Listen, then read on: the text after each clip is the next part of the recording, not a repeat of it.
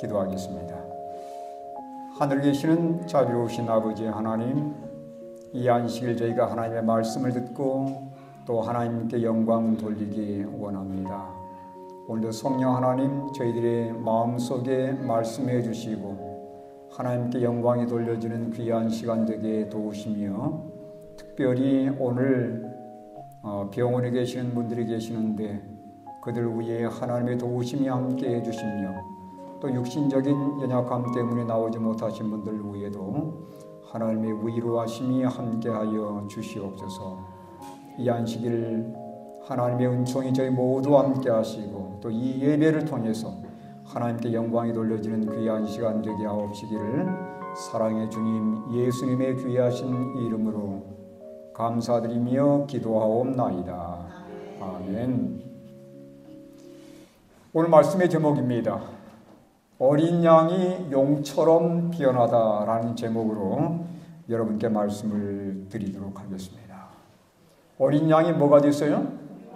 용이 될 것이라고 성경에는 말씀하고 있는데, 오늘 그 내용은 과연 무엇과 연관된 것인지 우리가 예언의 말씀을 통해서 함께 은혜를 나누도록 하겠습니다. 여러분께서 TV를 보시거나 유튜브를 보시거나 아니면 라디오를 들어보시면 현재 최고의 이슈, 이 세계 최대 이슈는 미국의 관세 정책과 연관된 것입니다. 모든 나라들의 관세를 매겨서 지금 세계 무역과 경제 질서가 망가지고 있고, 어떤 분들은 우려를 하는데 세계를 경제 대공황으로 몰고 가려고 하는 이러한 정책이 아닌가라고 우려하는 사람들이 꽤 많습니다. 왜 트럼프가 이런 관세 정책을 세웠는가? 이유는 간단해요. 미국을 다시 위대한 국가로 만들고자 하는 시도입니다. 다시 말하면 다른 나라들은 어떻게 되든 상관없고 자국민을 부자로 만들겠다는 의도입니다. 한때 세계 경찰 국가로서 자인하던 미국이 이제는 자신들만 잘 살면 된다는 경제 정책을 펴고 있는 거예요. 여러분, 이 정신은 성경의 황금률의 정신과는 전적으로 위배되는 것입니다. 축복을 받을 수 있겠습니까? 결코 여기에 축복이 임할 수 없는 거죠. 자, 세계의 강대국인 미국. 과연 성경은 이 나라에 대해서 뭐라고 언급하고 있을까요? 성경에 과연 미국이 언급되어 있습니까? 오늘 저희가 이것들을 보면서 장차 이 미국이란 나라가 어떤 역할을 하게 될 것인지를 저희가 하나님 말씀을 통해서 살펴보도록 하겠습니다. 먼저 요한계시록 13장 11절과 12절의 말씀입니다. 내가 보매 또 다른 짐승이 땅에서 올라오니 어린 양같이 뿔이 몇 개예요? 2뿔이 있고 용처럼 말을 하더라. 그가 먼저 나온 짐승의 모든 권세를 그 앞에서 행하고 땅과 땅에 사는 자들을 처음 짐승에게 경배하게 하니 곧 죽게 되었던 상처가 나은 자니라. 정리해서 말씀드린다면 이겁니다. 어린 양이 뭐가 되는 거예요? 용처럼 변하는 사건이에요. 여러분, 먼저 짐승의 정체를 좀 잠깐 살펴보도록 하겠습니다. 이 어린 양이었지만 용처럼 말하는 이 세력은 과연 무엇일까? 이걸 우리가 먼저 좀 살펴봐야 되겠습니다. 짐승의 정체입니다. 여러분, 성경에서 짐승이 언급될 때는 이건 반드시 무엇을 의미하냐면 나라를 의미한다고 하는 것입니다. 다니엘도 보면 다니엘 7장 23절에 넷째 짐승은 뭐라고 했어요? 넷째 나라라고 말씀하고 있어요. 짐승은 나라를 의미하는 것입니다. 그러니까 방금 저희가 말씀한 이 짐승도 나라인 것이 분명합니다. 그런데 이 짐승이 어떤 정신을 가지고 시작하냐면 이런 정신 가지고 시작한 나라예요. 자, 요한복음 1장 29절에는 어린 양에 대해서 이렇게 말씀하고 있습니다. 요한이 예수께서 자기에게 나오심을 보고 이르되 보라 세상 죄를 지우하는 누구라고 했어요? 하나님의 어린 양이로다. 그래서 성경에서 어린 양은 누구를 상징합니까? 바로 예수 그리스도를 상징합니다. 다시 말하면 이 어린 양 같은 두 뿔 가진 짐승은 무엇을 상징하냐면 예수님을 믿는 정신으로 세워진 나라를 상징하는 거예요. 다시 말하면 기독교인들이 세운 나라인 것이 분명합니다. 출발은 너무도 좋았어요. 근데 이 나라가 어디에서 올라온다고 말씀하고 있냐면 어디에서 올라온다고 했어요? 땅에서 올라온다고 말씀하고 있습니다. 그러면 땅에서 올라온다는 게 과연 어떤 의미인가? 요한계시록 17장 15절에 보니까 이렇게 말씀하고 있습니다. 땅과 상대적인 개념인 물에 대한 거예요. 자, 여기 요한계시록 17장 15절의 말씀 참고하시기 바랍니다. 또 천사가 내게 말하되 내가 본 바 음녀가 앉아있는 물은 그랬죠? 뭐라고 그랬어요? 백성과 무리와 열국과 방언들이니라 그랬습니다. 이게 무슨 뜻이냐면 바로 인구가 밀집되어 있는 지역을 말하는 거예요. 여러분 성경 시대에 인구가 밀집되어 있는 지역은 구대륙이었습니다. 오늘날로 말하면 유럽과 아시아 지역인 거예요. 그런데 이런 지역에서 등장한 나라가 아니고 인구가 없는 희박지역, 인구 희박지역에서 등장한 나라예요. 그러니까 구대륙이 아니고 뭐겠습니까? 신대륙이 돼야 되겠죠. 여러분, 이 신대륙은 누구에 의해서 발견됐냐면 콜럼버스에 의해서 발견이 되었습니다. 그가 산타마리아호를 타고서 1492년 그가 당도한 곳이 어디였냐면 바로 아메리카였습니다. 우린 이것을 신대륙이라고 불러요. 여러분 그건 빨간 그 테두리에 있는 그 나라들입니다. 1492년에 발견된 나라입니다. 자, 정리해 보도록 하겠습니다. 인구가 없는 신대륙에서 세워졌고 어린 양 즉 예수님의 정신으로 세워진 나라, 개신교인들이 건립한 나라입니다. 어떤 나라일까요? 이건 미국밖에 없어요. 이건 미국밖에 없습니다. 개신교인들이 세운 나라예요. 그리고 신대륙에 세워졌고 예수님의 정신으로 세워진 이러한 나라입니다. 자, 근데 이 나라가 뭐가 있다고 그랬습니까? 어린 양의 두 뿔이 있다고 말씀드렸잖아요. 이것은 미국의 건국 이념 두 가지를 말하는데, 자, 한쪽 뿔은 정치의 자유를 의미하고 또 한쪽 뿔은 뭘 의미합니까? 종교의 자유를 의미하는 거예요. 이 정치의 자유와 종교의 자유를 가지고서 등장한 나라가 바로 미국이란 나라입니다. 과연 그런가? 여러분 미국의 헌법 수정 제1조를 보시면 이렇게 되어 있습니다. 정치의 자유가 나와 있고 그 다음에 종교의 자유가 분명히 이렇게 보장되어 있습니다. 자, 여기 제가 한번 읽어보겠습니다. 의회는 언론의 자유 또는 국민이 평화적으로 집회하고 정부에 청원할 권리를 제한하는 법을 만들 수 없다. 이건 바로 정치의 자유를 의미하는 것입니다. 그 다음에 종교의 자유도 이렇게 분명히 언급하고 있습니다. 의회는 종교를 수립하는 법을 만들거나 자유로운 종교 활동을 금지하는 법을 만들 수 없다. 그래서 아예 헌법에 정치의 자유와 종교의 자유가 보장되어 있는 거예요. 이렇게 출발했고 이렇게 세워진 나라가 바로 미국이란 나라입니다. 자, 근데 이 미국이란 나라가 출발은 좋았지만 어떻게 변질될 거라고 말씀하고 있습니까? 용처럼 말을 하게 될 것이라 그렇게 말씀하고 있어요. 출발은 좋았는데 어린 양의 정신 가지고 시작했는데 나중을 보니까 용처럼 말을 하더라는 거예요. 네. 여러분, 성경에서 용은 뭘 상징합니까? 사탄을 상징합니다. 다시 말하면 사탄의 정신이나 사탄의 방식을 활용하더라는 거예요. 이게 뭐냐 이거예요. 자, 여러분 설명 좀 드리면, 제가 오늘 깊이 설명드리지를 못합니다. 왜냐하면 시간이 제한되어 있기 때문에 제가 가장 중요한 핵심만 여러분께 말씀을 전하도록 하겠습니다. 미국이 용처럼 말한다는 것은 미국 정부가 사탄의 정신이나 사탄의 방식으로 말하는 것을 의미하는데, 이건 바로 종교를 강제하는 것을 의미하는 것입니다. 어떤 특정 종교를 강제하는 거예요. 누가요? 미국 정부가 말입니다.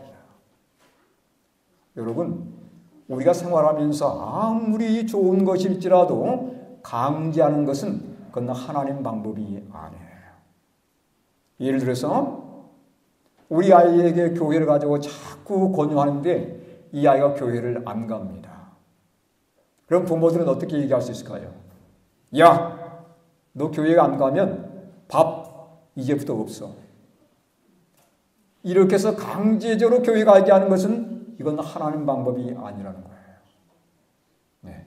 최대한 그 아이의 자유를 존중해주고 우리가 할 수 있는 것은 뭐냐면 설득하는 것입니다. 권유하는 거예요. 이렇게 말할 수 있겠죠. 야, 교회 가자. 교회 가면 친구도 만날 수 있고 또 맛있는 밥도 먹을 수 있고, 그죠? 또 교회 갔다 오면 아빠가 저녁에 맛있는 음식 만들어줄게. 예를 들어서 설득하는 겁니다. 네. 그러니까 강제와 강권은 전혀 다른 거예요. 미국이 강권하는 게 아니고 강제하는 것입니다. 이게 바로 사탄의 방법이라는 거예요. 아무리 좋은 것일지라도 거기에 강제권이 들어가게 되면 이건 하나님 방법이 아닌 거예요. 이건 언제나 사탄의 방법이 되는 것입니다. 그래서 우리 하나님 백성들도 자칫하면 우리가 좋은 목적을 가지고 좋지 않은 수단으로 그 목적을 강구할 때가 있는 거예요. 그건 우리가 분명히 지양해야 되는 것입니다. 정말 설득하고 정말 그들에게 사랑으로 강권하면서 그들을 하나님의 말씀 가운데 이끄는 것은 우리 하나님 백성들이 해야 할 가장 확실한 방법이라는 거예요. 그런데 여러분, 미국이 어떻게 한다는 것입니까? 강제하는 것입니다. 특정 종교를 강제하는 거예요. 자, 이 영감의 글도 좀 참고해 보도록 하겠습니다. 대쟁투 442쪽의 말씀입니다. 어떠한 경우에든지 국권으로 종교의 신봉을 강요하는 것은, 그랬지요, 국민의 자유에 대한 안전책을 무시하고 유린하는 데 불과하다. 자, 그러면서 뭐라고 이어서 언급하냐면, 이 새끼양같이 두 뿔을 가진 짐승, 곧 순결하고 온순하고 해를 끼치지 않을 것처럼 보이는 그 짐승이 실상은 용처럼 말한다. 용처럼 말한다는 것은 국가의 권력을 동원해서 어떤 특정 종교를 신봉하도록 강요하는 것입니다. 여기 분명히 설명이 되어 있죠? 네. 국가의 권력을 이용해서 어떤 특정 종교를 따르도록 강요하는 것, 이게 뭐라는 거라고요?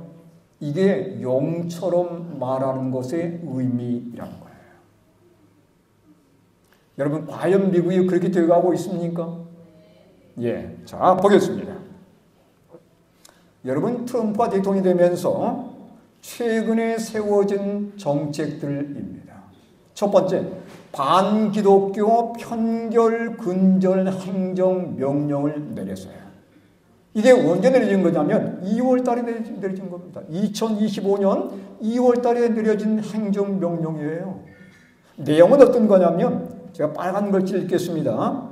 우리 행정부는 기독교인들을 표적으로 삼는 불법적이고 부당한 행위를 용납하지 않을 것. 야, 상당히 강력한 표현입니다. 이건 무슨 의미예요? 특별히 기독교를 밀어주겠다는 거예요. 그래서 그 예를 한번 보도록 하겠습니다. 자, 그 예가 뭐냐면 여기 빨간 글씨 보십시오. 예를 들어서 공립기관에서 십계명을 금지하거나 기도행위를 금지하지 못하게 하고 주류 언론이나 학교들이 기독교를 배제하거나 비하하는 것을 금지시키겠다는 겁니다. 그래서 이 일을 위해서 특별조사팀을 구성해가지고 만약 어떤 공공기관이 하나님의 십계명을 계시하지 못하게 하면 적발해서 반드시 시정하게 하겠다는 거예요. 자, 여러분 기독교들이 볼 때는 좋은 것처럼 보입니까?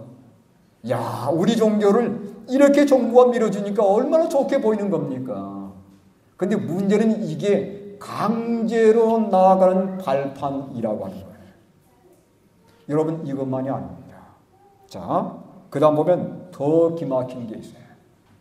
이건 뭐냐면 백악관 신앙기반 사무소가 설립이 되었습니다.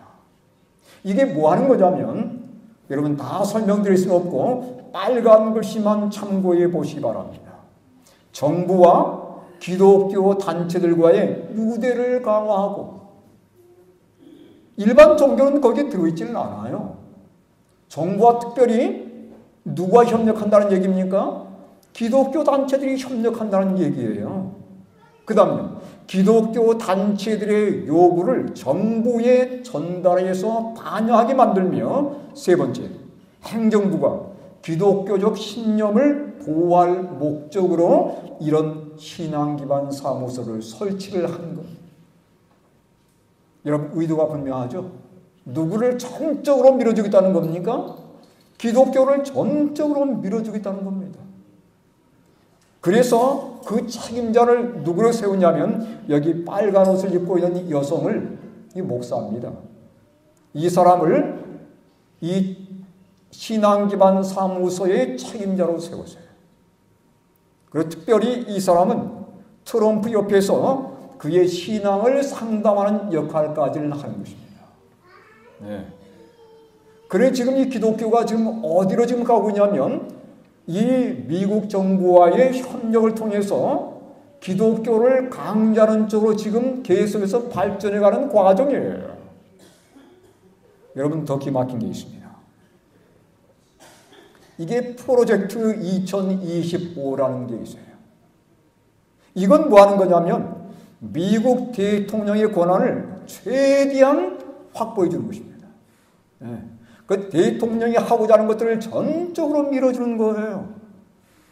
어떤 대통령이냐면 기독교인들의 성향에 맞는 대통령.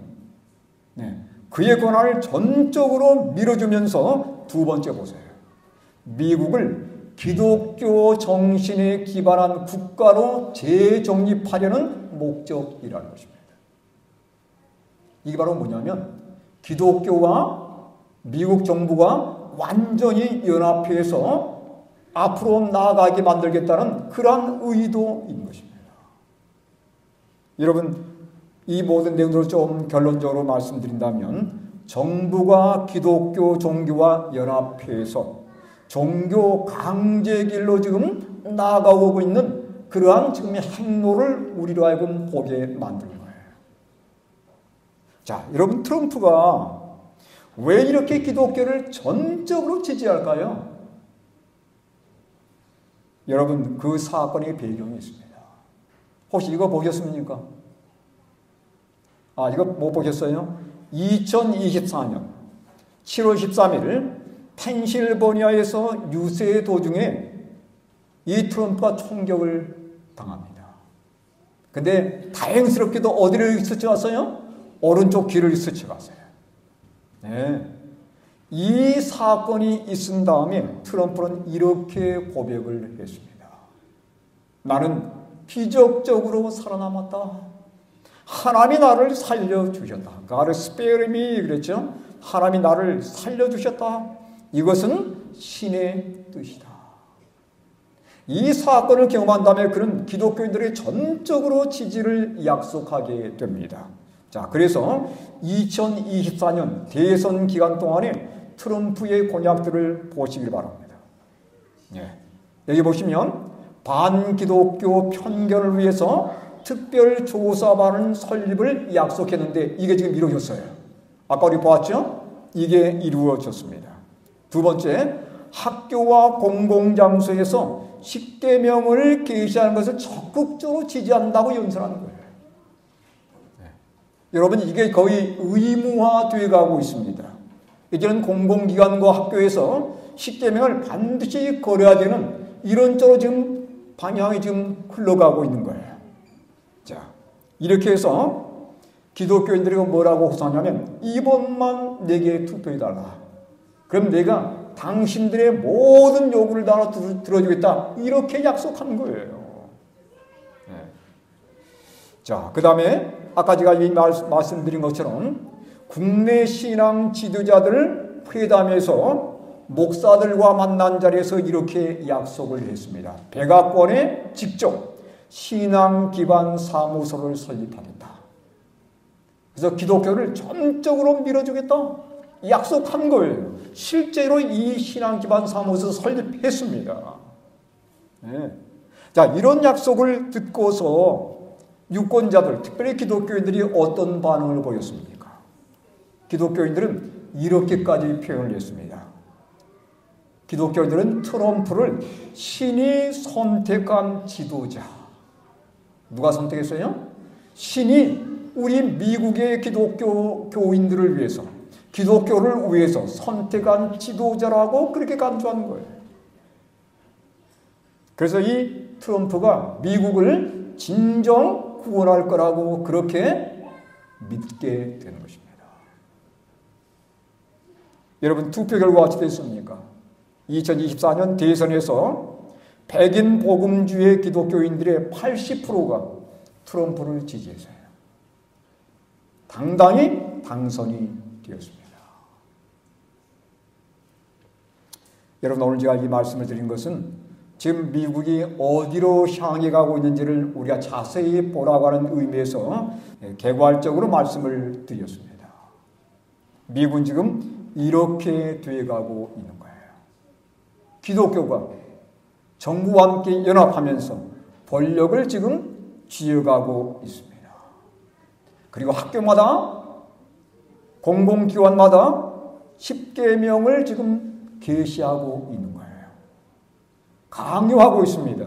여러분, 최근에 그 미국의 루이지애나 주에서는 십계명을 계시하는 것을 의무화시키는 이러한 법안을 통과시켰습니다. 네. 이건 지금 어디로 가고 있는 길이냐면 장차 일요일을 강요할 것을 우리에게 지금 암시해주고 있는 거예요. 그래서 일요일이 법으로 강요되게 되면 결국은 뭐가 형성되는 겁니까? 짐승의 표가 우리에게 주어지는 것입니다. 지금 이런 길로 가고 있는 거예요. 그러니까 우리가 지금 이런 일이 지금 진행되는 우리는 중간에 지금 서 있는 백성들입니다. 제가 오늘 이 말씀을 드리면서 여러분께 다시 한번 이 말씀으로 결론을 좀 드리기 원합니다. 여러분, 성경의 예언은 반드시 성취된다는 사실입니다. 오늘 교과에서 배웠죠? 이사야 40장 8절의 말씀이에요. 읽겠습니다. 시작. 풀은 마르고 꽃은 시드나 우리 하나님의 말씀은 영원히 서리라 하라. 우리 하나님의 말씀은 영원히 서리라 하라. 여러분, 성경의 미국에 대해서 말씀한 예언들이 분명히 성취되어 가고 있습니다. 개신교국과 미국이 종교를 강요하면서 십계명, 특히 일요일을 강제할 것이며 결국은 일요일 법령을 선포할 것이라는 것 여러분 꼭 기억하게 되길 간절히 바랍니다. 하나님의 예언의 말씀은 분명히 성취되어 가고 있고 성취될 것입니다. 이러한 때에 우리가 해야 할 가장 중요한 것은 뭐냐면 우리가 하늘나라 시민권을 속히 확보하는 거예요. 여러분, 확보하셨습니까? 아직 확보되지 않은 것 같아요. 여기 누가복음 21장 31절에 이렇게 말씀하고 있습니다. 읽겠습니다. 시작. 이와 같이 너희가 이런 일이 일어나는 것을 보거든 하나님의 나라가 가까이 온 줄을 알라. 뭐 가까이 왔다고요? 하나님의 나라가 가까이 온 줄을 알라고 말씀하세요. 여러분, 이런 예언이 성취되는 것을 볼 때에 여러분, 과거 몇십 년 전에는 전혀 생각지 못했던 일이었습니다. 근데 지금 우리 눈앞에서 이런 일이 일어나고 있는 거예요. 어느 때보다도 우리는 하나님 말씀으로 우리의 허리를 동이고 정말 어느 때보다도 하늘나라 시민권을 확보해야 될 그러한 때가 되었습니다. 그런데 우리의 관심은 지금 어디에 쏠려 있는 것입니까? 우리 성도들의 관심이 세상에 너무도 많이 쏠려 있는 거예요. 네. 세상의 유행을 따르지 말고 세상과 타협하기를 그치셔야 되는 겁니다. 이제는 세상에서 나와야 되는 거예요. 네? 여러분이 요한계시록 보면 바벨론에서 떠나라고 분명히 우리에게 경고하고 있지 않습니까? 이제는 더 이상 우리가 세상의 유행을 따르지 말고 세상과 타협하지 말고 정말 하늘나라에 가기 위해서 뭘 확보해야 돼요? 하늘나라의 시민권을 확보해야 된다는 사실입니다. 예수님, 제가 교회를 다닌 지 10년이 지났고 20년이 지났습니다. 여러분, 그걸로는 통하지 않는 거예요. 뭐가 확보돼야 돼요? 시민권이 확보돼야 되는 거예요. 네. 내가 아무리 유명한 사람일지라도 여권이 없다면 그 나라에 들어갈 수 없는 거예요. 우리는 반드시 하늘나라를 위한 여권, 그 시민권을 확보해야 되는 것입니다. 이러한 세상의 모든 사건들을 보면서 그냥 막연하게 생각하지 마시고 하나님의 말씀이 성취된다는 것을 여러분 분명히 받아들이셔서 이 하나님 말씀대로 하늘 시민권을 확보하셔서 주님 오시는 때에 그 영광 자리에 다 함께 참여하시는 우리 믿음의 성도들 되길 간절히 바라면서 오늘 말씀을 마치도록 하겠습니다.